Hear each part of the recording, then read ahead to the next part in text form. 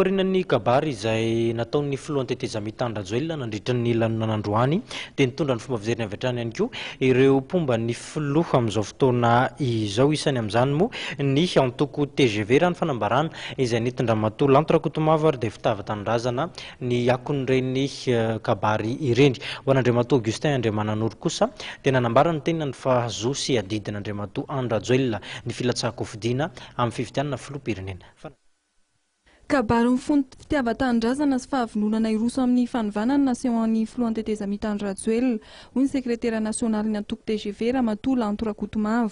Ho azy dia tsy afa-miala amin'ny fianakaviam-be iraisam-pireneny Madagasikara, saingy ilaina tao mazava izany fiara-miasa amin'izy ireo izany. Ny faniriana re ohatra ny tokantrano rehetra ihany, ny faniriana dia miala eo tena, ary izay ngamba ny tanjona raha raisiko amin'ny tokantrano firenena dia ny faniriana dia miala eo tena, tsy indram-bola mizabiza, tsy ananan'olom-bola, tsy ananan'olon-trosa.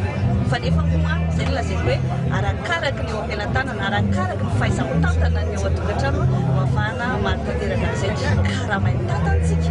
Fa navoakany teo moa hoe fahaiza-mitantana ny gouvernance dia mety somatoko kosa isika ary mahalala izany daholo ny malagasy rehetra hoe manan-karena isika ilay arenantsika ireo izay hitrandrahana ny ambanin'ny tany, alaina ny anaty ranomasina, alaina eny anavakavaka, arahanantsika ilay izy. Fa ny fitantanana no matetika mandrika dia mahatongatsika tsy maintsy miantona. Fiara-miasa amin'izao tontolo izao tsy maintsy apetraka, tsy maintsy asina satria tsika tsy afa-mitokam-pona fa ilay hoe fahaleovantena ara-bola dia miankina lehibe amintsika izany. Adidin'ny filohan'ny teteza mita kosa hoy Andriamatoa Augustin Andriamananoro ny milatsaka ho filoham-pirenena. Fijoroana sy famatorana amin'ny vina izay tokony entin'ny filohan'ny teteza mita, hoy ity mpanolontsaina ny filohan'ny teteza mita ity. Izay fantaniana izay aloha dia mahavarina anahy mbola ho apetrakantsika hoe mendrika ny latsaka na sa tsy latsaka. Emiko ny fahitako azy dia adidy mihitsy ho anazy ny ilatsahana. Tokony ilatsaka ho fidiana izy satria miandrandra olona manana fitiavan-tanindrazana ary miandrandra tanora vonona manana vina ity firenentsika ity. Da eto dia miteny hoe tany azo fa sarotra mila.